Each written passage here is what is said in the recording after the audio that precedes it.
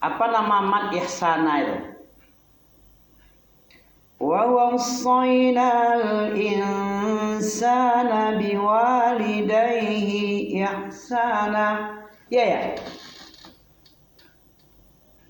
Dah ada pakai wa wasainal insana biwalidayhi. Dah pakai ihsana aja dong. Oh berarti salah nih buku ini. Salah buku ini barisnya nih. Coba teman tengok nih, belum salah nih. Hah? Salah ini ayat suratnya. Mana Quran? Wa wasainal insana biwalidayhi ihsana. Enggak ditulisnya ihsananya tuh. Padahal ada ihsan. Apa artinya tuh?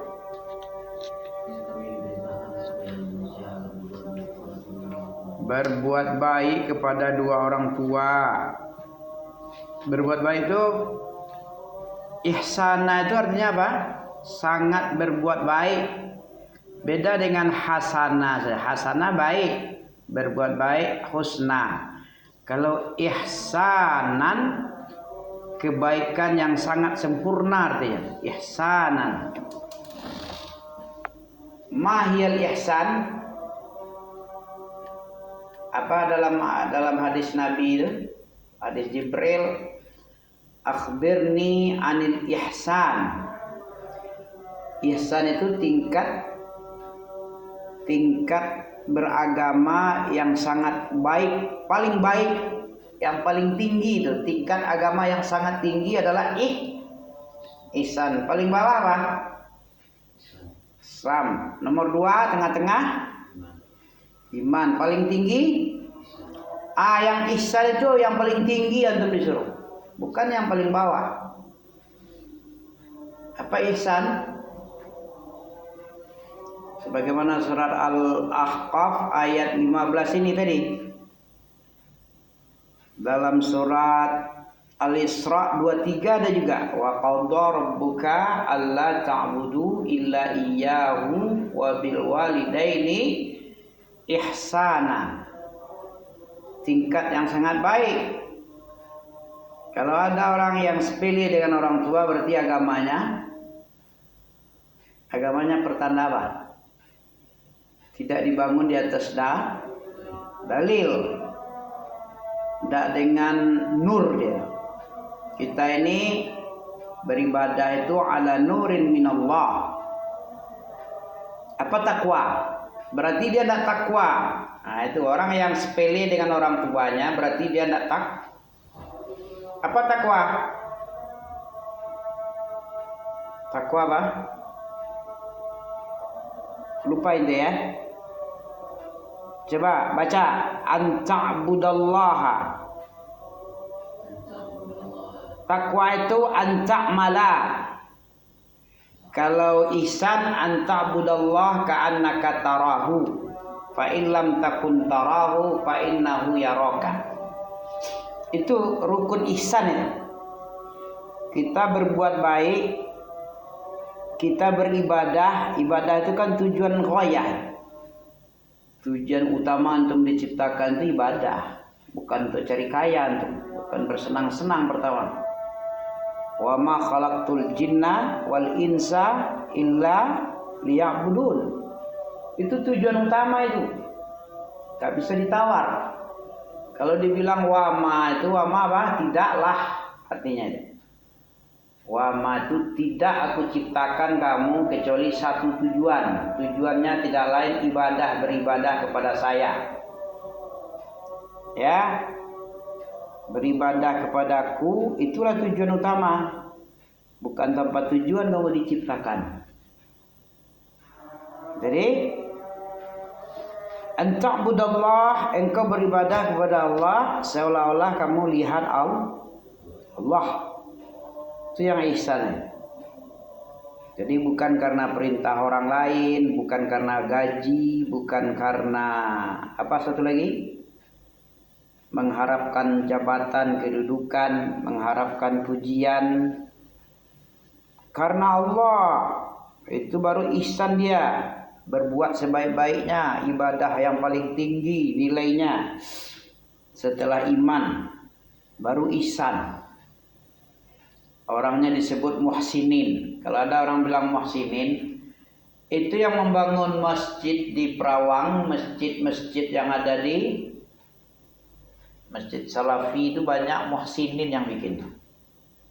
Beratus-ratus juta orang Mekah sana. Kamu cari aja tanah yang tidak sengketa, tanah yang ada surat tanahnya. Nanti kalau surat tidak ada tanah, jadi sia-sia nanti ibadahku nanti. Aku berinfak ratusan juta, ratusan ratus, 300, 400, 500 juta. Tanahnya sengketa, ya dirobohkan lagi bangunan itu, rugilah aku. Tapi kalau sudah pasti tanahnya di atas surat, ya di atas kertas surat yang jelas, nggak ada sengketa miliknya satu orang, bukan bersekutu, itu baru dikasih turun dana itu. Pembangunan dari pondasi batu pertama sampai kunci, buka kunci, ya itu.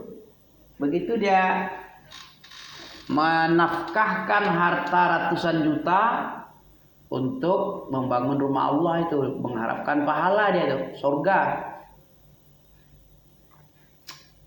Kata Nabi melalui hadis Utsman bin Affan apa? Man bana masjidan fil ardi banallah baitan fil jannah. Siapa yang membuat satu rumah Allah, masjidan fil ard, di bumi ini, baik kecil ataupun besar, walaupun sebesar sarang burung, ya banallah baitan fil jannah, banallahu lahu baitan fil jannah. Allah bikinkan buat dia satu rumah di surga. Kalau ada rumah di surga berarti dia penduduk surga, penduduk neraka ya. Berarti sudah dikaplingnya kan, udah ada rumah lagi, bukan cuman kapling aja, rumahnya sudah ada, sudah dibangunkan. Banallah, Allah bangunkan satu rumah di surga bagi yang membangun rumah Allah di bumi ini. Allah bangunkan berarti sudah ada rumahnya, bukan kaplingan lagi. Kalau kaplingan kan baru tanah aja, tapak tanah, tapak rumah, tapak ruko misalnya kan. Ini langsung rumah. Bagus nggak nih? Hadis Utsman bin Affan ini. Kalau ada orang banyak duit, ada duit, tak siapa yang banyak duit, daripada rumah nggak ada pahalanya loh. Rumah yang kata Nabi yang bilang, apa kata Nabi? Sesuatu nafkah yang diinfakkan kepada selain rumah itu ada ganjarannya.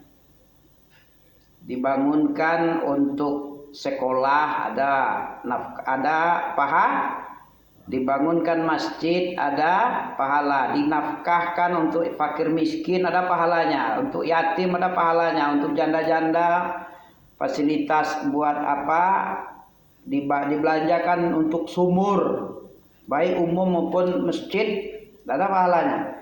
Yang tidak ada pahala dibangunkan apa? Ada hadisnya itu. Kalau antum punya ilmu, kecuali untuk bikin rumah. Kalau bikin rumah nggak ada pahalanya. Paham ente? Ya. Dibelanjakan harta kita untuk buat rumah nggak ada pahalanya. Tapi kalau untuk selain itu dapat pahala. Ada hadis sahih itu, tapi lupa. Jadi belanja kalau dipakai untuk rumah itu nggak ada dikasih pahala, nggak ada ganjarannya. Tapi untuk selain itu ada pahalanya. Ini Allah yang bikin, bukan kami yang bilang ya, Nabi yang bikin. Karena Nabi yang bilang berarti itu adalah wahyu Allah itu. Karena Nabi tidak pernah dia ngomong kecuali apa? Kecuali wahyu yang turun kepadanya, kemudian dia berbicara dengan wahyu tadi berdasarkan dalil tadi. Ada wahyu turun disampaikan, langsung ke hati, atau malaikat Jibril yang bilang, macam-macam model wahyu hadis itu ya. Begitu. Setiap infak yang dibelanjakan kepada sesuatu itu dapat ganjaran kecuali untuk rumah. Jadi sayang lah ya kalau kita banyak-banyak belanja untuk ada pahalanya. Kalau Nabi yang bilang berarti benar itu adanya. Nanti Ami cari lagi apanya, pernah dibaca oleh dalam kitab buku-buku sunnah itu ada di dalam, coba googling aja itu. Ada enggak pahala kita membelanjakan harta untuk rumah? Nah, coba di googling nanti.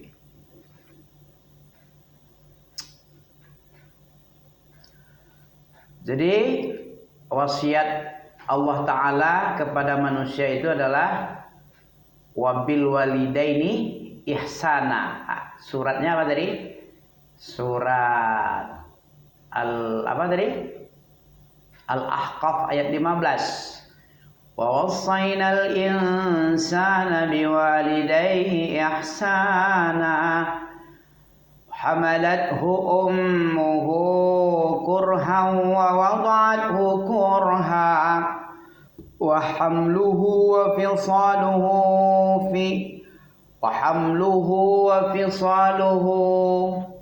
apa? Coba baca.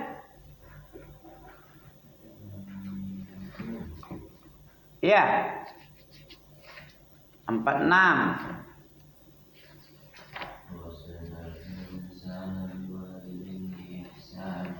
Ya, hamalathu ummuhu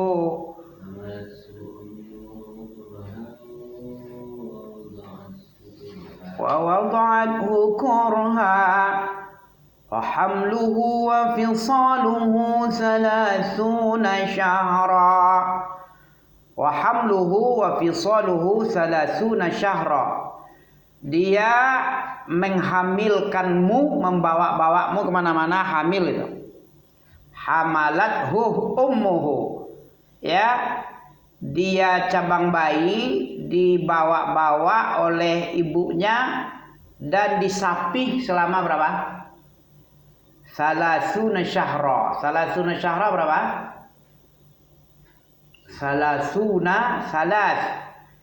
30 bulan. Hamil berapa? 9. Nyusuin berapa? 21 ya, 21 ya. Lebih enggak? 30 bulan. Coba 30 kurang 9 berapa tinggal? 30 kurang 9 21.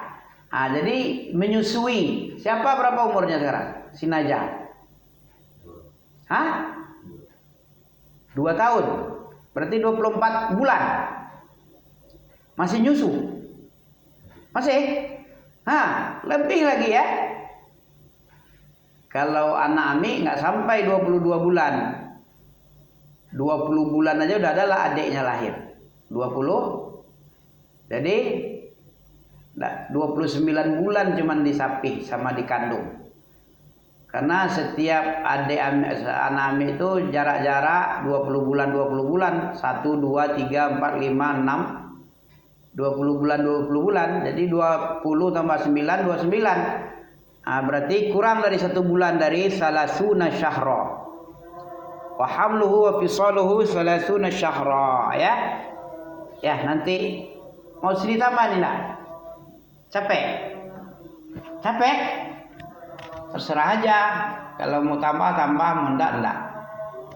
Ya, kita sholat dulu sebentar ya. Kami kan